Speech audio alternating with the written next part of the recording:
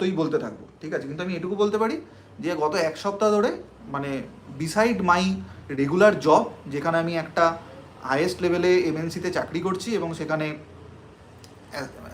Artificial intelligence, machine learning এবং structural engineering তার যে কোলাবোরেশন, ইন্টিগ্রেশন, সেই ইন্টিগ্রেশনে কাজ করছি এবং লিড করছি চেন্নাই অফিস থেকে।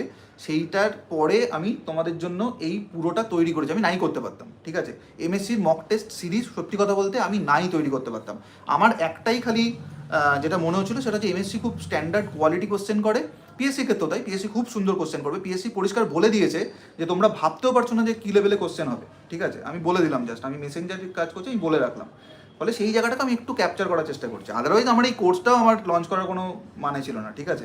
আমার সারা সপ্তাহ যা পরিশ্রম যায়, তারপরে শনিবার রবিবার এবং অফিস থেকে ফেরার পরে যে সময়টা আমার একটু রিল্যাক্স করলে, গল্প করলে আমার অনেক বেটার হতো, ঠিক আছে? এই কোর্স